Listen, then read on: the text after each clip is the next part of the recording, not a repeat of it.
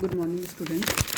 पिछले चैप्टर में हमने कॉम्प्लिकेशंस ऑफ प्रेगनेंसी तथा टॉक्सिमिया ऑफ प्रेगनेंसी के बारे में आपसे चर्चा की। इस चैप्टर में हम प्रसव पूर्व की तैयारी तथा शिशु के आगमन की तैयारी के बारे में आपसे बात करेंगे, यानी preparation for confinement and for the arrival of the baby.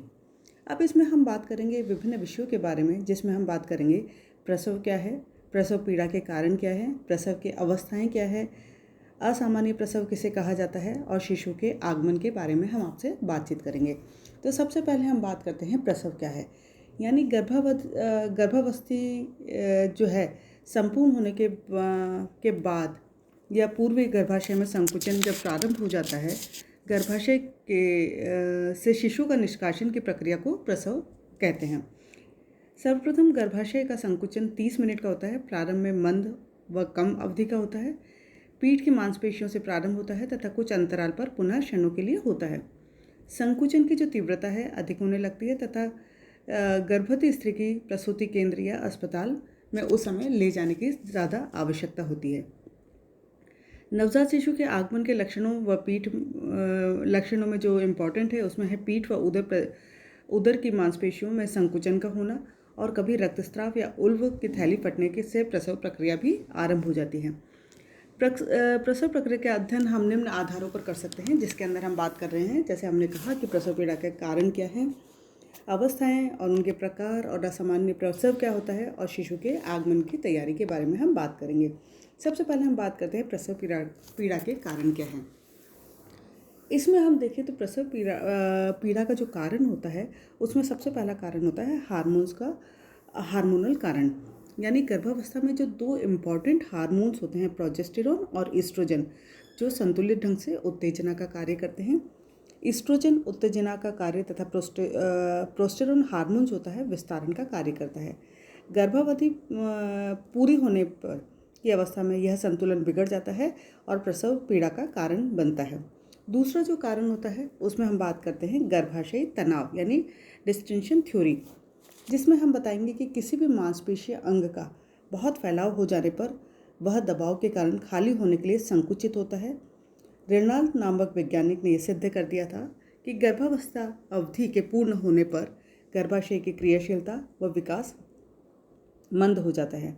इसके विपरीत इस अवस्था में शिशु तीव्रता से विकसित होता है। इस कारण गर्भाशय दबाव बहुत अधिक बढ़ जाता है। यही तनाव प्रसव का कारण बनता है।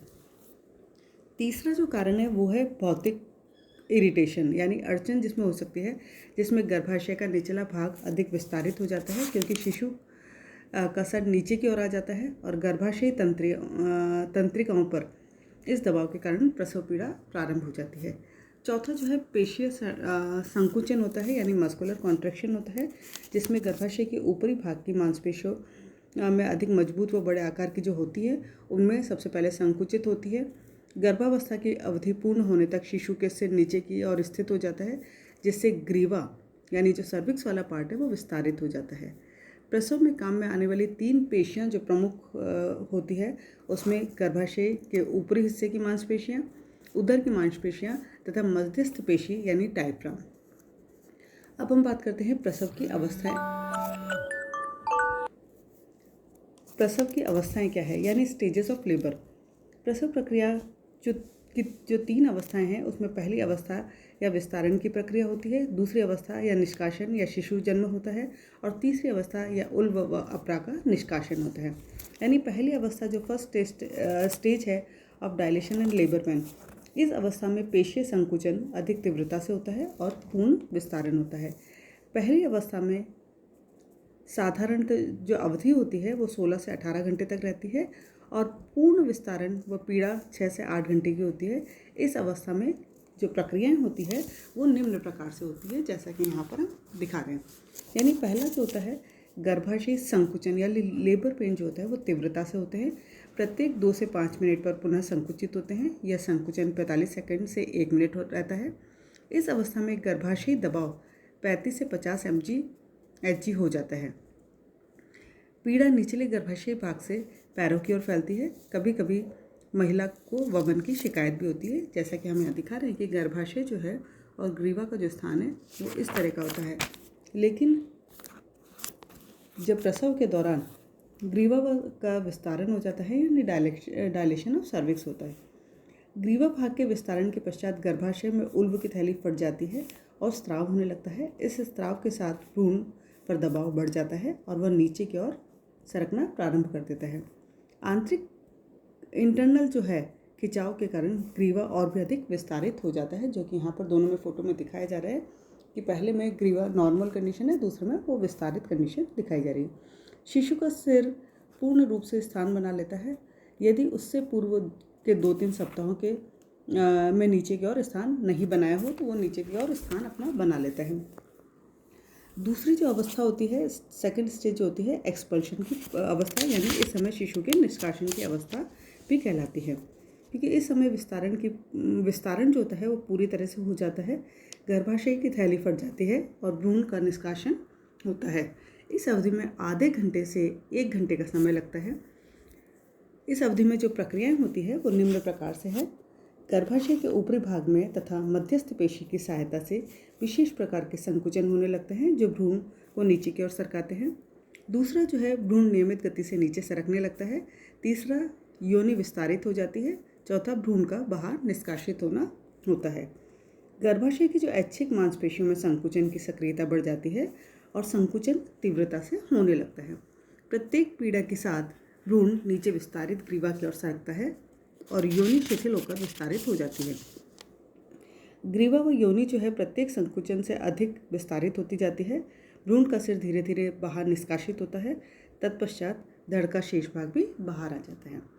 तीसरी जो अवस्था होती है, उल्व व अपरा का निष्कासन होता है, जिसमें अपरा का निष्कासन जो तीसरी अवस्था कहलाती है, जिसमें अधिक सावधानी और निगरानी की आवश्यकता होती है। भ्रूण के निष्कासन के पश्चात अपरा, झिल्लियाँ, नाभि रज्जु आदि का संपूर्ण निष्कासन होता है। इसके अतिरिक्त गर्भाशयी संकुचन कुछ समय तक नियमित हो जाता है। शिशु के जन्म के पश्चात गर्भवती महिला राहत, सुख व शांति का अनुभव करती है। नींद या बेहोशी का उसको सिम्टम डेवलप होने लगता है और यह अनुभव गर्भाशय के अचानक खाली हो जाने तथा प्रसव पीड़ा के अंत होने के कारण होता है। यहाँ पर फोटो में दिखाई दे रहा है कि किस तरह से शिशु का तीसरी अवस्था का जो अपरा का निष्कासन है वो यहाँ पर आपको दिखाई दे रहा है। तीसरी अवस्था में जो प्रक्रियाएं होती है वो निम्न होती है, जिसमें गर्भाशय का विशेष प्रकार से संकुचन होना जो अधिक नियमित होता है और कभी कभी पीड़ा का आभास होता है। अपरा का गर्भाशयी दीवार से अलग हो जाना होता है। अलग हो जाने पर वह नीचे की ओर धकेल दिया जाता है। अपरा व झिल्लियों का जो भाग है वो बाहर निष्कासित हो जाता है। घाव व रक्तस्राव नियंत्रित हो जाता है। गर्भाशय का संकुचन और विस्तारण स्थिर हो जाता है। अब हम बात करेंगे विभिन्न प्रकार के प्रसव के बारे में, यानी डिफरेंट टाइप्स ऑफ जो डिलीवरी है उसके बारे में बात करेंगे, जिसके अंदर सबसे पहले होता है सामान्य प्रसव यानी नॉर्मल डिलीवरी। दूसरा होता है फॉर्सेप्स डिलीवरी यानी उपकरण की सहायता से डिलीवरी करवाना। और तीसरा होता है शल्य क्रिया द्वारा यानी सिजेरियन डिलीवरी। सामान्य प्रसव जो होता है जिसमें गर्भावस्था में जिन महिलाओं का स्वास्थ्य अच्छा होता है, घरेलू कामकाज या अन्य कार्यों से शरीर को चुस्त व गतिशील रखती है, ऐसी महिलाओं को शिशु को जन्म देने में कोई कठिनाई नहीं होती है। और सामान्य प्रसव में शिशु का सिर नीचे की ओर आ जाता है और गर्भाशय का संकुचन पर्याप्त होता है। साथ ही योनि, ग्रीवा आदि विस्तारित हो जाते हैं और शिशु का जन्म सरलता से हो जाता है। जबकि उपकरण की सहायता से जो होता है फॉर्सेप्स डिलीवरी होती है, इसमें चिमटे की सहायता से शिशु का निष्कासन होता है, जिसमें समय लगने या पूरी तरह से निष्कासित नहीं होने पर प्रसव प्रक्रिया पूर्ण की जाती है। अपरा के गर्भाशय से चिपक जाने पर या कभी कभी नाभि रज्जु के शिशु के चारों ओर लिपट जाने के कारण इस प्रक्रिया को अपनाया जाता है। और तीसरी जो होती है शल्य क्रिया द्वारा डिलीवरी करवाना, जिसमें शिशु की स्थिति बैठी हुई या सिर ऊपर की ओर ब्रीच पोजीशन या लेटी हुई यानी आड़ी पोजीशन में रहता है। शल्य क्रिया के द्वारा शिशु का जन्म किया जाता है। कई बार जुड़वा या अधिक शिशु एक साथ होने पर गर्भवती महिला को ट्यूमर या किसी अन्य गंभीर रोग होने पर भी महिला को और शिशु की रक्षा के लिए शल्य क्रिया की जाती है। इसके बाद जो होता है असामान्य प्रसव यानी एबनॉर्मल डिलीवरी, जिसमें गर्भवती महिला के किसी रोग से पीड़ित होने की दशा में कोई विकार होने पर, योनि में कोई विकार हो, रोग होने पर, कैंसर, ट्यूमर, हृदय रोग आदि होने पर असामान्य प्रसव होने की संभावना बढ़ जाती है।